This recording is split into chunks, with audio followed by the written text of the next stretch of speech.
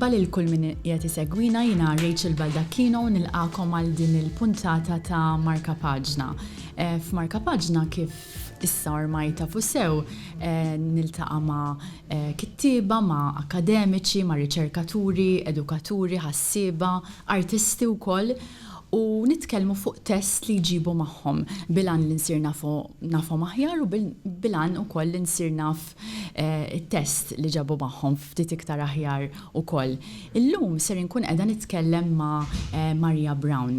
Marja Brown hija soċjologa, hija wkoll kittieba, hija wkoll edukatriċi, hija wkoll lettriċi l-Università ta' Malta u xogħla apparti x-xogħol soċjoloġiku tagħha jiffoka ħafna fuq l-iżvilupp tal-komunità u t-tagħlim b'mod partikolari fost l-adulti.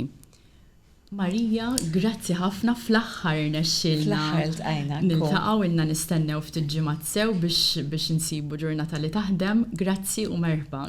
Grazzi lilek Kif inti? Tajjeb ħafna, kuntenta ħafna li kif qed ngħidu ħajkolna dil-konverzazzjoni miegħek u ma' dawk li jsegwu dan il-programm għaliex rajt xi episodji minnu u l-episodji tal-lum diskussjonijiet huma interessanti u inizjattiva sabiħa ħafna. Ġifieri nibda bil-proset u bil-grazzi tal-istedina kif ukoll il-merħba lil dawk li qed jisegwuna. Marija, jiena kif qedtlek edha nitlaq ftit mill-posta tfulija ta' x'għamlek il-mara, il-ħassiba, l-kittieba, l-edukatriċi li inti llum. X'kienu dawk l-elementi forsi fit-tfulija tiegħek li għanqluk li wasluk f'dan it-triq fuq din it-triq? Din mistoqsija li kemm il-darba nsaqsi li nnifsi, nitkellem ħafna miegħi nnifsi, nitkellem waħdi mhux daqshekk ġifieri mhux ġieli ta' nitkellem u ma nkunx qed nitkellmu ta' madwar jkunu qed jisimgħuni. Taħseb u ġieli qed taħseb ngħajjad. Imma ħafna drabi iktar fis-silenzju ġeneralment u ħafna nistaqsija din mistoqsija jiena naħseb dik il-ħaġa għamlet dak l-impatt fuqi u sawritni bil-mod kif jien illum. Ħansemmi xi eżempji. Mela jiena twilit fl-1979, ġifieri elu għaw kif kienet ħatala dak id-deċenju biex ngħidu hekk. U twilit ġo San Ġiljan biex nkun iktar preċiża ġo Paċeville. Paċeville mhux forsi kif nafu issa u laqas kif nafu jiena meta kont żgħira, imma fi żmien fejn diġà kien hemm xi ġiex bars u l-ħajja ta' filgħaxija kienet diġà bdiet titqanqal mhux ħażin. Kien ambjent. Kien iktar ambjent fejn kellek dawn id-djar stil kolonjali bil-Persjani baqa' ftit minnhom imma mhux wisq. Bil-parapetti u konna nikru aħna hemmhekk jiġifieri. U mbagħad ġraw numru ta' sitwazzjonijiet fil-familja tiegħi jiena iż-żgħira fost żewġ tibniet u morna noqogħdu il-ħamrun man-nanna. Waħda mir-raġunijiet kienet illi l-mama kienet tinkwita li hemmhekk ħajollulna l-kera. In-nanna sfat weħedax mititila tifla li kienet xebba u toqgħod magħha u n-nanna kienet sit ta' dara. Allura kienet iktar sempliċi li nikkontribwixxu finanzjarjament f'post fejn nafu li mhux ħajkeċċuna biex ngħidu hekk u jew ħankunu iktar salvagwardjati. U meta nisma' pereżempju fuq il-kirjiet illum inħoss li nista' inħoss ness ma' sitwazzjoni ta' persuna illi qed tinkwita li ħajollula l-kera. Sewa ġifieri hemm isu ċerti fenomenu soċjali li għext illi forsi għandek ċertu kurjożità. Ħadun il-ħamrun ta' 3 kważi 4 snin, allura ma niftakrux imma jiena nemmen ukoll it-tfal jassorbu ħafna. U li għalkemm jiena ma niftakarx id-dettalji ġew affarijiet li qallithom lil mama spjegathom l-iktar tard. Xorta tkun qisek għext l-ambjent u l-atmosfera li fiha tkun qed tgħix il-familja. Bidliet demografiċi, bidliet ambjentali li mbagħad ħaduk nimmaġina fis-soċjoloġija l-ewwel isu.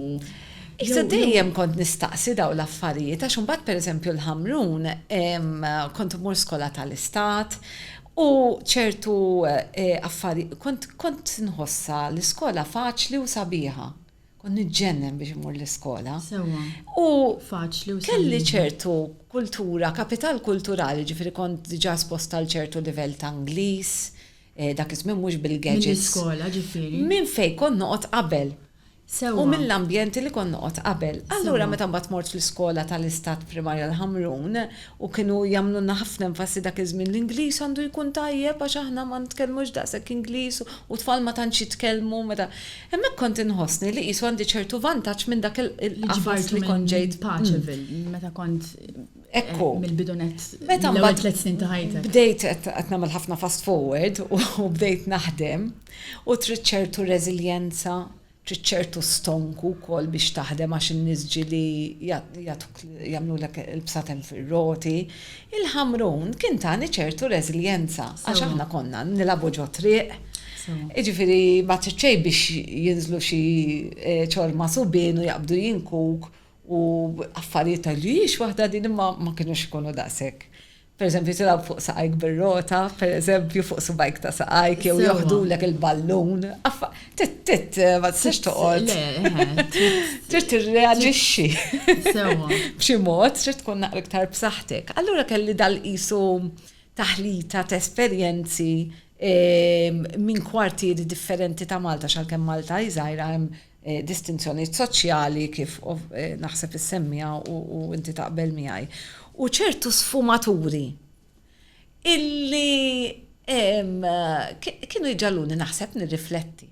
Per eżempju, jiena niftakar fit-tmeninijiet fl-iskola primarja tal-Ħamrun nerġa' ngħid konna nitkellmu fuq il-klassi soċjali u kienu jgħidulni aħna fil-klassi tan-nofs. Kont tismaħħa. Aħna qisu kulħadd fil-klassi tan-nofs, naħseb dik kienu jagħmluha qisu dak iż-żmien kienet tinstemma forsi politikament korretta li inti qisek. Imma jiena l-ġurnata, meta nħares lura kif trabbejt jiena. Ma tħossx li kien hemm klassi tan-nofs. Le, ma tħoss li kont fil-klassi tan-nofs jiena naf illum il-ġurnata li f'ħafna aspetti kont fil-klassi tal-ħaddiema. Sewwa ġifieri l-fluidità tal-klassi bdejt tirrifletti fuq xi ġal il ħadd ieħor minn barra ipoġġi dik it-tabella u daw id-dinamiċi. Ekku. Sewwa. Inti l-ktieb li tlabtni naqra miegħek huwa ta' John Baldacchino u Kenneth Wayne, pubblikazzjoni li jisimha Democracy Without Confession. Dal-ktib ġie publikat fl-2013 imma kien ilu jinkiteb naħseb mill-2008 huwa serje ta' konverzazzjonijiet filosofiċi bejn li saru fuq email tul ammont ta' żmien mill-qrajt bejn daw iż-żewġ ħassieba li għandhom eruq Maltin imma fil-każ ta' Baldacchino l-Amerika wkoll. Hekk. Democracy Without Confession. Kif daħal f'ħajtek dan il-ktieb? Mela, jiena naf illi dal-ktieb kont iddiskutejtu mal-papa tat-tifel tiegħi. Sewwa. Michael Briguglio li huwa soċjologu wkoll. Sewwa. Qed ngħid il-papa tat-tifel tiegħi. Iva. Illa lix aħna illum il-ġurnata m'għandniex relazzjoni ta' mħabba flimkien imma ħbib kbar u kollegi. Naħseb l-aħħar pubblikazzjoni tiegħek hija Social Welfare Issues in Southern Europe. Eżattament, u aħna żewġ edituri u nikkollaboraw ħafna. Dik hux hekk l-aħħar pubblikazzjoni. Iva, fuq bħala ktieb. Għax imbagħad ikolli numri ta' artikli f'ġurnali akademiċi. Eżatt. Numru. Imma kien hemm xi xogħol ieħor li ġie ppubblikat ma mhux bħala ktieb, bħala artiklu f'ġurnal akademiku. U niftakar miegħu l-ewwel darba li ddiskutejtu xtrajtu u kont rajtu fis-sajf. La darba kien ħareġ 2013 jew tiftakar meta wara? Xi 6 xhur wara naħseb. U niftakar għaliex jiena użajtu ħafna fid-dottorat tiegħi, sajna d-dottorat tiegħi huwa fl-edukazzjoni. U għaddejt minn proġett jiena nistudja d-dottorat, jiena d-dottorat tiegħi studjajtu fuq part-time li normalment uħu 6 snin, jiena għamilt 5 snin. U jiena gradwajt bid-dottorat fl-2015 imma ġifieri l-aħħar eżami il-Viva Voce għamilta fl-2014. Allura lek niftakar meta xrajtu. Iva, għax li beda jiġri li fl-aħħar tal-proċess tad-dottorat huwa meta inti issa kelli id-data fidejja U d-data tiegħi kienet intervisti ma' adulti fil-komunità li kienu qed jgħaddu minn inizjattiva ta' edukazzjoni tal-ħajja, ġifieri fuq ċittadinanza, fuq politika. Maltin xek dawn Maltin, iva. U fejn kienu qed jitgħallmu qegħdin kienu f'courses jiena lifelong learning jew hekk in-nies li kont qed tiltaqa' magħhom? Mela fil-każ tiegħi u nista' nsemmi għax għandna il-kunsens kollu, jiena ħdimt fil-komunità taż-Żejtun. Sewwa. U dak kuntest ieħor fejn stajt anka ninforma ruħi mill-esperjenzi tiegħi f'lokalitajiet differenti sabiex inkun nista' ningaġġa ma' komunità ġdida. U kien programm fil-komunità fejn flimkien ma' grupp ta' adulti li kienu volontira li offrew li huma jipparteċipaw, ġifieri kellna programm fuq qisu medda ta' 20 ġimgħa. Fejn flimkien kreajna dan il-kors biex ngħidulu hekk fuq temi li huma u flimkien miegħi għażilna kienu temi ta' dak iż-żminijiet, pereżempju dak iż-żminijiet waqt li qed nistudja jiena kellna referendum tad-divorzju f'Malta li jitkellmu fuq ukoll Baldacchino u Wayne, kellna fuq id-divorzju daw it-tip ta' riformi. Ġifieri sensiela issu ta' sessjonijiet fejn dawn l-adulti qegħdin jiltaqgħu flimkien f'komunità żgħira ta' kemm nies pereżempju. Konna bejn 12 u 14 eżatt fi grupp żgħir. Qegħdin kull darba tiffukaw tagħmlu nafsija satejn jew isu focus. Konna nagħmlu isu satejn. Satejn sewwa. Tipo workshop. Workshop fuq it-temi partikolari li ħerġin mill-kuntest li jażlu huma. Li jażlu huma wkoll ndiskutu pereżempju kellhom il-privatizzazzjoni tas-servizz tat trasport pubbliku li fiż-Żejtun kien laqat ħażin mhux ħażin dak iż-żminijiet il għaliex ħafna mill-parteċipanti kienu anke anzjani, jiddependu minn ċertu servizzi pubbliċi u kellhom nuqqas ta' mobilità. Is-saħħa pubblika l-bereċ pereżempju, konna nitkellmu fuq dawn il-mediċini. Aspett edukattiv imma aspett ieħor tal-bini tal-komunità li nafu ukoll li. U konna nitilqu minn dak similità ta' kif qed jagħmlu bl-ebda disrispett ovvjament li hawnhekk qed titkellmu żewġ esperti kbar. Imma naħseb mill-ftit li ġieli ltqajt magħhom u kellimthom huma għandhom ħafna l-qalbhom is-sitwazzjoni fejn inti tibda minn dak li qed tara madwarek. Jew inkella bil-kontra tibda minn dak li qed jiġri lilek u tara x'nessi hemm ma' dak li qed jiġri madwarek. Allura il-profitazza li jiena ma ċandi l-karozza tal-linja tgħaddi minn fejn naqbad as-soltu. Għandha x'taqsam mal-globalizzazzjoni, mal-privatizzazzjoni, li jiena niġġieled mal-ġar fil-housing estate. Għax l-indana memlija affarijiet. Għalfejn, il-għaliex il-housing huwa magħmul arkitettonikament b'ċertu mod li m'għadux jaqdi servizzi ta' min qed jgħix fih. U inti rajtu ġifieri dal-ktieb isu f'dak il-punt, iva. U kellek informa id-direzzjoni tal-kidba mbagħad b'xi mod. Iva ta' għaliex li beda jiġrili hija li meta bdejt nanalizza d-data u r-riflessjonijiet li qed jagħtuni l-parteċipanti, bdejt ninduna li hemm ċertu affarijiet bħal pereżempju hawnhekk Baldacchino Wayne jitkellmu fuq aspetti tas-soċjetà Maltija, pereżempju li aħna nistgħu nkunu soċjetà konfessjonali, nistgħu nkunu soċjetà partiġana, tribal b'element ta' tribujiet kontra xulxin. Dak ċertu li tkun akkaniti, però mbagħad fl-istess ħin fil-fatt huma jsejħula bejn it-tribujiet kontra xulxin, imma li meta jaqblilhom joħolqu front. Il-partitokrazija jsejħilha u il-front fejn isiru ħaġa waħda biex il-kontroll. Naħseb li u konċett li jaħdem għadu validu ħafna biex nifhmu dak li hemm madwarna.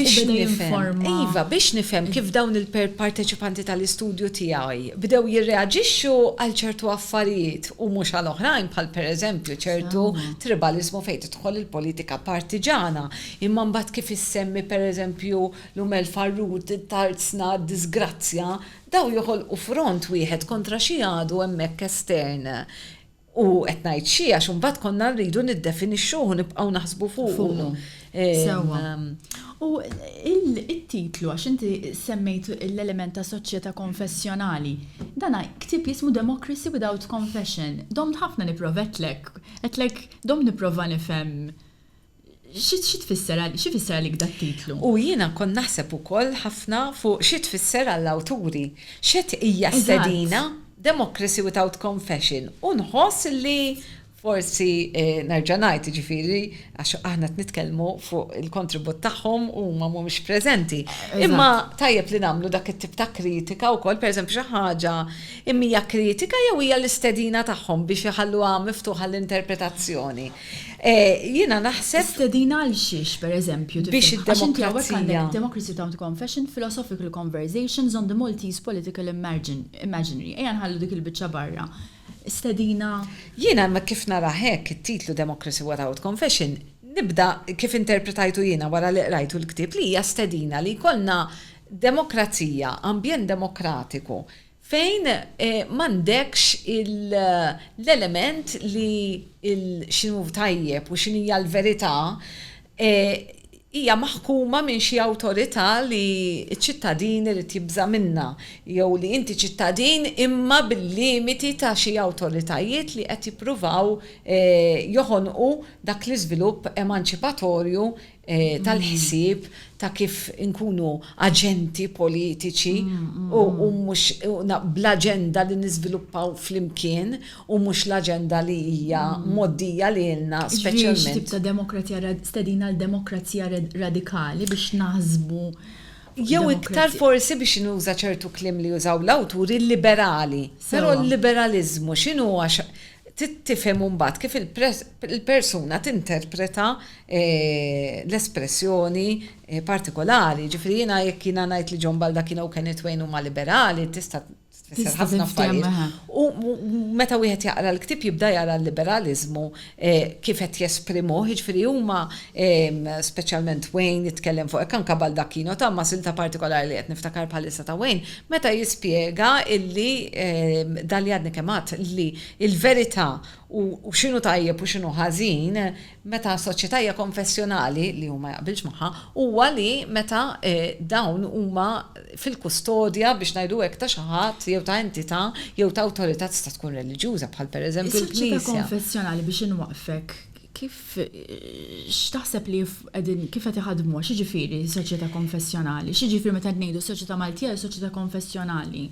Jiġifieri illi dak li tajjeb x'inhu tajjeb u x'huwa ħażin ma nemnux fih il għaliex għaddejna minn dak l-iżvilupp ta' riflessjoni, ta' li tixtar u li tfittex u tirriċerka u mbagħad tifforma opinjoni, imma x'inhu tajjeb u x'inhu ħażin kważi huwa dettat minn entitajiet li jixtiequ jżommu l-status quo biex ngħidu hekk, jew li għandhom interess li l-popolazzjoni jew iċ-ċittadini jemmnu b'mod partikolari. Sewa. Issa fuq xiex tajlitini eżempju. Mhux daqshekk faċli nagħtu eżempju għax dejjem ħafna lok ta' miżinterpretazzjoni. Jiġifieri jekk nitkellmu pereżempju fuq id-divorzju, fuq l-immigrazzjoni, jew fuq l-abort pereżempju. Ġifieri x'inhi soċjetà konfessjonali, ġifieri pereżempju kellna reċentement din il-bidla fil-leġiżlazzjoni li qajmet ħafna kjas rigward il-trattament li jista' jingħata l-mara meta di qiegħda fir-riskju ta' saħħa mentali jew fiżika waqt li l-mara qiegħda tqila. Pereżempju, dekriminalizzazzjoni tal-abort. Dekriminalizzazzjoni speċjalment f'sitwazzjonijiet partikolari aħna qegħdin ngħidu. Kien hemm punt fejn qed jiġi diskuss li inti jkollok 3 esperti li jiddeċidu jekk dik itqala għandix titwaqqaf. Mela din tista' tiġi interpretata bħala element konfessjonali il għaliex inti għandek dawn it-3 esperti li jisom huma l-anġli kustodji ta' x'għandu jsir f'dak il-mument. Sewa. Xi jfisser li allura free for all mela jekk m'għandux jiena waħda mill-persuni li ġieli niġi mqabbda bħala esperta. Sewa. U li nikkonsulta fuq ċertu nagħti konsulenza fuq ċertu affarijiet, ġifieri mela jiena qed nikkontribwixxi b'dik is-soċjetà tibqa' konfessjonali jew tiġi konfessjonali. Skont kif tagħmilha ta' operat. Eżattament. Ta' min jitqabbad f'liema punt u jingħata rwol li hu biss se tiġorru imma li jimpatta soċjetà sħiħa u fuq tul ta' żmien ukoll. Sewwa, u l-politiku għax huma tgħidu konverzazzjonijiet filosofiċi dwar il-politiku, l-immaġinarju politiku, the political imaginary. Kif tirrelata miegħu dal-ħsieb x'jiġifieri għalik?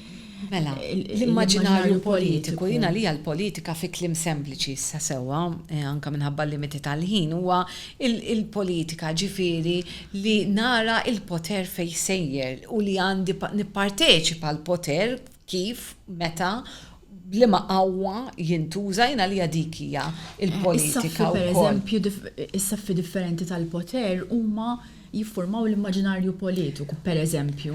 U l-immaġina, ġifri jiena kif qed nimmaġina illi dan il-poter nista' inċaqalqu. U kif fil-fatt qiegħed jaħdem. U kif qed naħseb jien li qed jaħdem għax ġieli kolli fl-immaġinarju ikolli idea ħażina. Nibda naħseb li dik il-ħaġa ma tistax issir għax tkun qed taqbes, pereżempju, il-ġerarkija, s-sinjorità.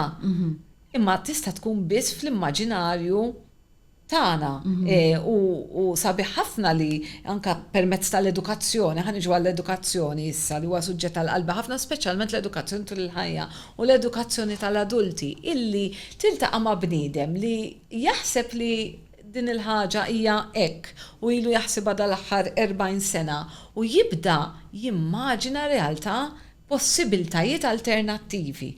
U opportunitajiet iktar apparti l-possibilitajiet. Iva, fil-fatt il-ktib naħseb jaħdem jitfa' ħafna żerrija l-aspirazzjonijiet isu politiċi reali x'jistgħu jkunu. Qed jgħid veru li qed jiddeskrivi soċjetà li għandha problemi li għadhom ħajjin ħafna fostna llum minkejja li dan l-ktib ġi pubblikat is-sar ma 10 snin ilu, imma jien naf jekk qed ngħidu partitokrazija, jekk qed ngħidu tribalizmu, dawn affarijiet li llum għadna nġorru t-toqol tagħhom. Imma però huma jitfgħu wkoll, jippruvaw jitfgħu iż-żerja taħsib ta' kif ħammorru oltre. U hemm nagħtu każ għalhekk waħda mir-riflessjonijiet li qsamt miegħi inti kienet fuq ir-rwol ta' l-intellettwali pubbliku. Issa l-intellettwali pubbliku minnu jista' jkun edukatur, jista' jkun akademiku, ħassib artist viżwali, jiena membri tas-soċjetà ċivili, rajna naħseb mill-2013 law l-intellettwali pubbliċi ma jekk qed inħarsu lejhom mill-lenti tas-soċjetà ċivili komplew naħseb jikbru, jissaħħu l-voċijiet tagħhom. Imma jekk ħaneħlu ftit ma din ma isu ix-xewqa li ħassejt li qiegħda f'mumenti tal-ktieb jidher li f'partijiet ta' Wayne illi l-intellettwali pubbliku joħroġ iktar bis-saħħa fis-soċjetà biex isu jesprimi anka il-pożizzjoni l-aspirazzjonijiet politiċi reali tiegħu x'inhuma biex anka ikompli għaddej dal-proċess imbagħad ta' edukazzjoni, konverzazzjoni, dialogu. Iva. Inti kif taraħ ir-rwolek l-ewwel nisalik minnu the public intellectual, l-intellettwali pubbliku. Għandek jiġik xi role model f'moħħok jew x'tifhem bih u x'rwol tara li għandu, jina fuq li ma pjattaformi taraħ isu. Jina niltaqa ma sija fil-qari tiegħi u anka fil-ħajja ma numru ta' persuni illi għandhom dan ir-rwol illi jużaw l-intellettwalità sabiex imexxu aġenda li mhux neċessarjament fl-interess tagħhom. Imma hija fl-interess tal-ġustizzja soċjali, pereżempju. Għalija l-intellettwalità pubblika hija parti minna hekk nista' nsemmi John Baldacchino u l-Kenneth Wayne stess. John Baldacchino pereżempju attiv mhux ħażin fuq il-medja soċjali u nieħu gost insegwi r-ritratti tiegħu pereżempju li jkunu momenti fil-ħajja ta' kuljum fl-Istati Uniti ġieli u pereżempju fuq bezzun jew fuq krazza kafè u jagħmellek xi riflessjoni li qas tkun xi tul ta' ħafna tul konċis, għax waħda mill-iktar eżerċizzi diffiċli kultant li tkun konċis u effettiv. Dik pjattaforma għall-intellettwali pubbliku, nagħtu każ għalhekk il-medja soċjali mela jista' jkun pjattaforma għal dak it-tip ta' intellettwaliżmu pubbliku li jmur lil jaqbad episodju tal-ħajja ta' kuljum u jagħtina riflessjonijiet jipprova jġelna naraw oltre isek batt il-basla u tqaxxilha il-qxur biex tara il-layers u l-isfumaturi li hemm taħta taf kif tibda tbiddel il-kulur. U dawk l-isfumaturi jiena nħoss li huwa waħda mill-affarijiet li s-soċjetà Maltija għandha tingaġġa aktar magħhom. Fil-fatt hemm ukoll f'parti li qsamt miegħi jiddiskutu l-istess naħseb silta minn wejn ukoll. Qed jiddiskutu it-ton tal-konverzazzjoni fi pjattaformi pubbliċi f'Malta. Natu każ jinnaf pjattaformi medjatiċi, televiżjoni, dibattiti anka politiċi, ġifri fil-Parlament ukoll, fejn il-konverzazzjoni ħafna drabi anka nitilqu mill-abort, tkun it-ton tagħha huwa isu li trid teqret lil min hemm fuq in-naħa l-oħra u mhux li irrid nirbaħ l-aġenda tiegħi fil-waqt li nipproteġi lilek u nipproteġi is-saħħa tas-suġġett u kif qed nippreżentaw lis-soċjetà. U dik ġalitni naħseb fuq mistoqsija li għadni ma nisibx risposta lija u għed forsi Marija jkollha idea. Ħafna drabi isu għal-persuna li jenajdu jattiva fis-soċjetà ċivili, id-dilemma ta' jekk iżżomm xlura minn konverzazzjoni bħal din, jekk ikolli stedina jien fuq televizjoni, imma nibża li immur għax ma rridx ninħakem minn dak it-ton u probabbli ħan ninħakem minnu. Ġifieri jew immur ninħakem minn ton ta' erda u ta' aggressjoni li qas bħala mara ma nidentifika miegħu u laqas bħala ħassiba jew kittiba. Jew mhux ħammur u ħanħalli vojt kbir li ħajġi dominat mill-partitokrazija li qed insemmu, jew inkella ħammur f'echo chamber. Kif dinamika kif ħanħorġu minna? Immur ma mmurx fuq il-pjattaformi kollha li jistidnuni għax ġili ħafna drabi huwa kwistjoni ta' ħin. Però rari sakemm ma tkunx vera pjattaforma distruttiva jew li nix sottoskritta għal kif tmexxi jew il-flus jew għandha nuqqas ta' governanza, hemmhekk nevita l-immur. Għax jew inkella jekk immur ngħid isma' u ngħid ġifieri jiena ġejt hawnhekk imma kif tmexxi dik il-ħaġa u ngħidha fil-pubbliku ma naqbilx miegħek u nafżah il-persuna jew nafżah ħalli huma jkunu jafu li ħanajd din il-ħaġa jekk iridu ma jistidnunix. Sewa. Insomma, tmuru isu żomm it-ton Inżomm it-ton tiegħi ta' inżomm it-ton tiegħi. Però jien taf x'għandi ma tantx nirrabja. Sewa. Allura, meta nibda nitkellem u ġili għamilt punti li forsi jaħżduh il-dak li jkun u ma jistennix li jina ħan nitkellem b'dak il-mod f'dak il-kuntest. Per eżempju, ftit issa ma xi xhur ilu tajt diskors waqt attività tal-ħadd filgħodu fuq tal-gvern biex niftehmu ta' fil-ħadd filgħodu jagħmlu dawn u semmejt ċertu punti, per eżempju kont qed nitkellem fuq kif nitkellmu dwar is-servizzi provduti mill-istat. Issa tal-linja b'xejn, issa dik il-mediċina b'xejn, kemm ma niflaħix. Tajlis ħanqodu nfetqu fuq il-klim għalija importanti ħafna għax dawk huma mħallsa minna minn li jħallsu t-taxxi u minn ma jħallas it-taxxi għaliex qiegħed f'ċirkostanza sakemm mhux ġifieri minn ma jħallas taxxa u jirċievi għax qiegħed f'ċertu ċirkostanza. Użajt il-pjattaforma biex tikkoreġi il-mod kif qed issir ċertu propaganda qed tgħid inti wkoll. Eżattament, li jiena ma naqbilx ma dak id-diskors għax dejjem iġelna nħossumna ista qegħdin obbligati hemmhekk il-konfessjonali. Jiena obbligata il-gvern tani hekk, hemm ċertu fraternalizmu, mhux paternalizmu. Paternalizmu li jisni jiena fil-bżonn fil-waqt li jiena li min qed ninvesti bit-taxxi tiegħi biex jiena nieħu dak is-servizz.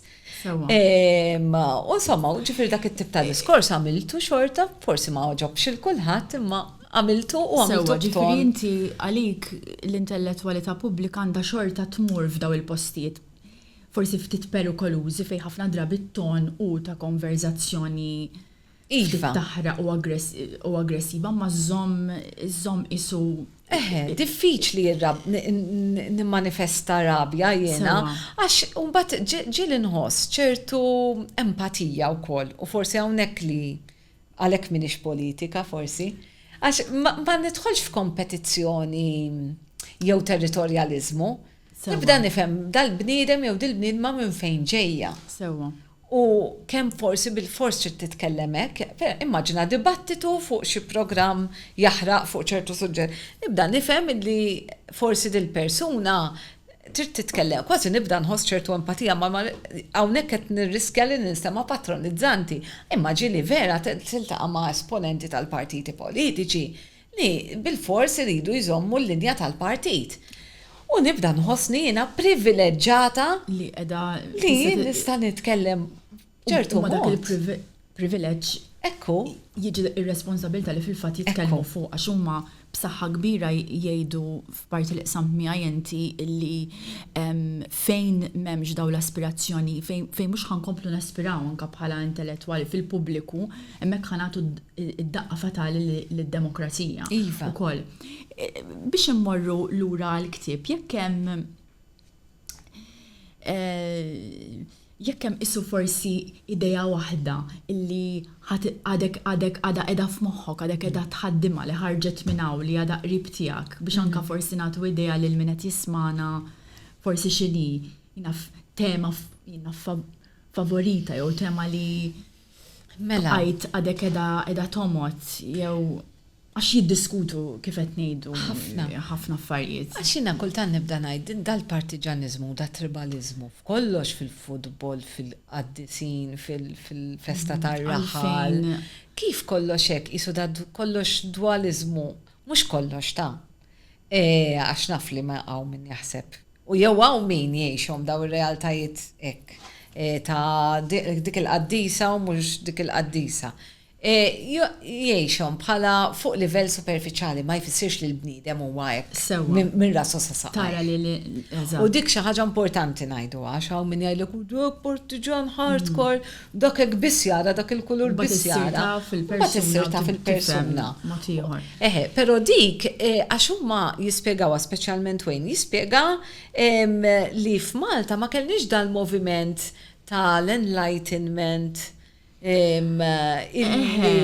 illi kellu ċertu qawwa f'Malta bħal pereżempju kellha l-Italja jew pajjiżi oħra bħal Franza, allura li wieħed jagħmel ix-xjenza u li jfittex ir-raġunijiet għalfejn affarijiet jiġru b'mod xjentifiku, mhux neċessarjament affarijiet tan-natura, l-univers, is-siġar, il-kwikeb, eċetera, imma anke fix-xjenzi soċjali, bħal pereżempju l-psikoloġija, l-psikjatrija, is-soċjoloġija, issa tajjeb li wieħed jgħid li fil-proċess li saret il-mixja ta' xjenza kien hemm ħafna kollaterali, kien hemm ħafna eżatt lum il-ġurnata nitkellmu anke fil-teorija kritika taf kif l-enlightenment tħares lejh bħala perjodu problematiku dominat mir-raġel ukoll, ġifieri meta telqu meta issu taw dik Naħseb għandek raġun li dik il-ħolqa li ħolqu hemm bejn l-enlightenment u l-ispjega tribal għada qiegħda tidwi ġo moħħi. Tidwi għax x'inhu kol ħadd bdejt ngħid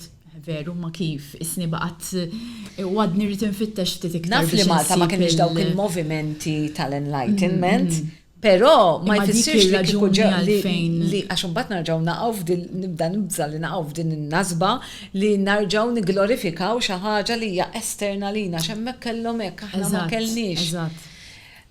Allura Iva, naħseb qegħdin noqorbu, naħseb tajna bej wieħed u ieħor. Ovvjament huwa ktieb li tista' tkompli tiftaħ fuq. Jien li rrid nagħlaq fuq nota, Marja, kompletament differenti, imma rajt xi ħaġa tiegħek li baqgħet f'moħħi mill-2019.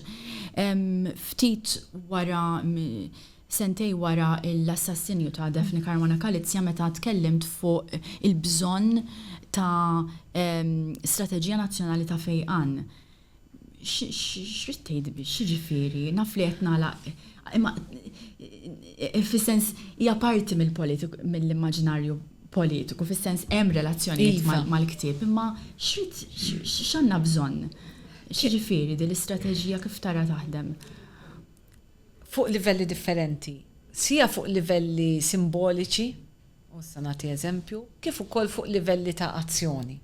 Mela fuq livelli ta' simboliċi, jiena pereżempju ma nistax nifhem, ġifieri inti qed tgħidli fl-2019, jiena din is-sena, mhux din is-sena, fl-2022, x'issaqlibna s-sena, mort il-vġil ta' Defni meta mietet 5 snin issa biex inkunat kollox jiena ma kontx waħda normali jiena hekk minix xi ħadd li nifissa kull blog li kienet toħroġ Defni nidħol niġi nara. Imma il-bżonn li tmur. Imma li hija li inqatlet persuna b'dak il-mod, jiena ma nniżilix jiena rrid iktar għal pajjiżi l-aspirazzjonijiet li bdejna nsemmu l-ewwel, mela b'mod simboliku, kieku jiena il-Prim Ministru, kieku jiena l-Brigadier, immur il-vġil, xi ġifieri ma mmurx. Jitfgħu li ta' dam, mhux sa noħroġ li għamil żball. Xi ġifieri? Ejja, mela fuq livell simboliku. Fuq l-imbol simboliku inqatlet mara, inqatlet ġurnalista, aħna qed ngħidu li jiena Prim Ministru ta' pajjiż demokratiku, mela mmur. Avolja naf li minix welcome, dik ir-raġuni wejja. Ġifieri għandek eżempju ieħor nagħtu kasu nistgħu fuq livell u mbagħad fuq livell ta' azzjoni kemm irridu nintegraw il-fejqan u l-maħfra kif ukoll imma riflessjoni kritika fl-edukazzjoni miċ-ċokon u anka f'kull livell. Jiġifieri hemm ċertu kompetittività għanna ta' ġifieri passi l-qudiem, pereżempju nieħu pjaċir immur il-ġurnata tal-premjijiet fl-iskola u nibda nisma' l-premjijiet. M'għadhomx kif kienu fi żmien l-ewwel fil-matematika, t-tieni fl-Ingliż, illum jippremjaw riflessjoni etika. Iva, sense of humor, għal min għamel l-iktar improvement, għal min jagħmel jipprova jkellem anke għal min ma jafx. Ġifieri għamilna dak it-tip ta' ġifieri fejn fl-edukazzjoni jkun hemm dawn il-punti fejn nistgħu niftħu anke fuq id-batijiet li għaddej il-ġrieħi tal-pajjiż fosthom il-ġerħa ta' l-qtil ta' ġurnalista. Jiena naf skejjel primarji għax jiena kont insaqsi t-tifel tiegħi dik in-Year 6 dak iż-żmien kont ngħidha qed jisma' ħafna affarijiet, ħa nara kif qed jaħseb fuqhom. Għax it-tfal jien niftakarni newden ħafna meta kont tifla. Kif kont nisma' Saddam Hussein invada l-Kuwait, kont ninkwieta ħafna u saqsi. Għalli l-iskola qalulna biex ma nitkellmux iktar fuqha. Le, eżaqt nifhem.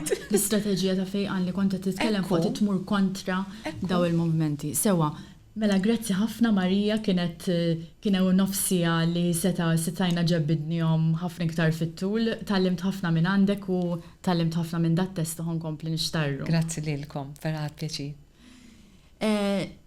Din il-poddata bħall-oħrajn ta' Marka Paġna tistgħu tisimgħuhom fuq Spotify, tistgħu tisimgħuhom fuq Apple Podcasts, fuq il-paġna ta' Facebook tal-Kunsill Nazzjonali tal-Ktieb ta' Malta Today. Illum dan huwa l-aħħar episodju tiegħi fuq din is-sensiela Marka Paġna. Nirringrazzjakom ħafna tal-attenzjoni u kif tafu sew morru lura jekk forsi qbistu xi episodju kollox qiegħed arkivjat, morru lura u durruhom. Insellmilkom.